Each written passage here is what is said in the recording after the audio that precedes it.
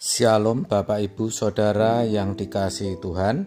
Seri pengajaran hari ini berjudul Kebersamaan Tiada Henti. Harus kita akui, ketika berbicara mengenai keselamatan, kita sering tersandera dengan rumusan dan format teologi. Kita hanya mengerti bahwa Yesus mati menggantikan kita, membenarkan kita. Lalu kita merasa sudah dibenarkan dan sudah diperdamaikan. Secara de jure itu tidak salah dan memang benar bahwa kita telah diperdamaikan karena Yesus mati di kayu salib, membuka akses kita datang kepada Bapa. Tetapi secara de facto tentu belum, saudara. Buktinya, walaupun sudah ke gereja, tetapi dalam menjalani hari-hari kita masih terikat dengan keindahan dunia. Kita itu belum berkeadaan sebagai anak-anak Allah yang ideal. Berzina, mencuri, membunuh, memang tidak. Tapi hati kita tidak melekat sepenuhnya kepada Allah. Artinya apa? Artinya kita belum diperdamaikan dengan Allah. Maka saudara, kita harus memberi diri kita untuk diperdamaikan dengan Allah. Kalau dalam 1 Korintus 6 ayat 19-20 jelas dikatakan, kamu telah dibeli dengan harga yang lunas dibayar. Itu berarti kita bukan milik diri kita sendiri. Sedangkan dalam 1 Korintus 6 ayat 17 dikatakan, barang siapa mengikatkan diri dengan Allah, menjadi satu roh dengan Dia. Ini luar biasa. Bagaimana Allah membuka diri untuk bisa satu roh dengan kita. Juga dalam Yohanes 17 ayat 21. Engkau dalam aku ya Bapa, aku dalam engkau, dan mereka dalam kita. Luar biasa. Tapi sekali lagi setan selalu ngacau dan berkata kepada orang Kristen, ya, sekarang kamu sudah menjadi anak-anak Allah. Kamu sudah ke gereja.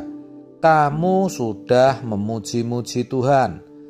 Tuhan berkenan atas pujian-pujianmu. Maka kamu harus yakin masuk surga. Ini kan menipu, saudara. Sampai akhirnya banyak orang Kristen berkeyakinan bahwa dirinya pasti masuk surga. Padahal keyakinan seperti itu mestinya hanya timbul dari pengalaman hidup, perjalanan hidup bersama dengan Tuhan, bukan dibangun dari pengertian-pengertian teologi. Coba kalau kita masih sering menyalahgunakan wewenang di perusahaan, kalau masih ada celah dan noda dalam diri kita, apakah kita masih yakin masuk surga? Harusnya tidak.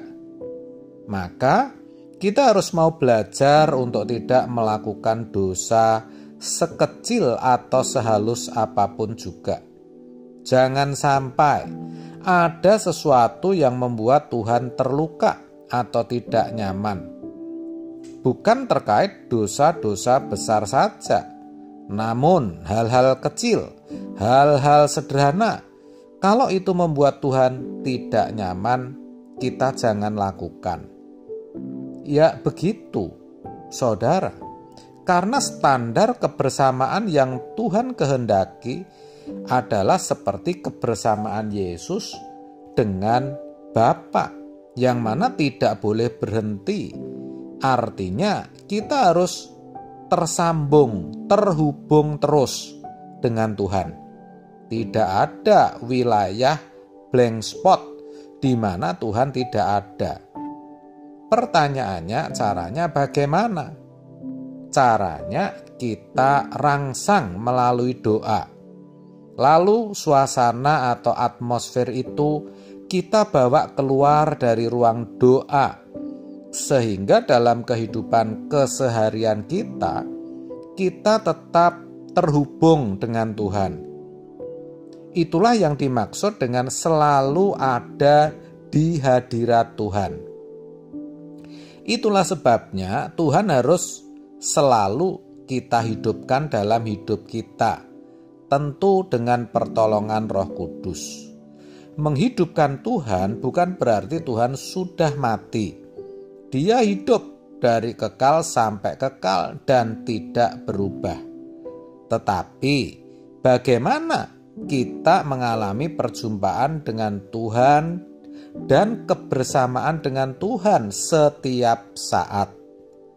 Kalau Paulus berkata, bagiku hidup adalah Kristus dan mati adalah keuntungan.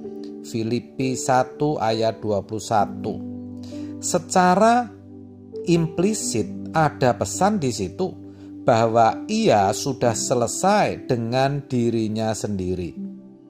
Kita pun kalau serius harusnya begitu, saudara. Konsekuensinya kita pasti tidak akan menyentuh dosa. Kalaupun berbuat salah, sekecil apapun kesalahan itu, kita segera akui dan bereskan. Lalu kita juga lepaskan semua kesenangan dunia. Dengan cara itulah kehadiran Tuhan dalam segala keadaan bisa kita nikmati. Dia menyertai kita. Sebagaimana dua orang yang bercinta masing-masing mau dinikmati dan menikmati, begitulah kita dengan Tuhan. Benar, Dia ingin kita nikmati dan Dia mau menikmati kita. Itu luar biasa. Bukankah kita itu mempelai Kristus? Dan ketika Paulus menjelaskan mengenai hubungan suami istri, maka laki-laki akan meninggalkan ayahnya dan ibunya dan bersatu dengan istrinya. Lalu kalimat berikutnya dikatakan, rahasia ini besar, tetapi yang kumaksud adalah hubungan jemaat dengan Kristus. Sangat jelas, saudara. Jadi hubungan kita dengan Tuhan itu eksklusif sekali, sampai tidak bisa digambarkan atau dianalogikan dengan apapun juga, kecuali dengan hubungan suami istri. Maka kita mesti percaya kalau kita membangun persekutuan yang ideal dengan Allah, persoalan besar menjadi ringan.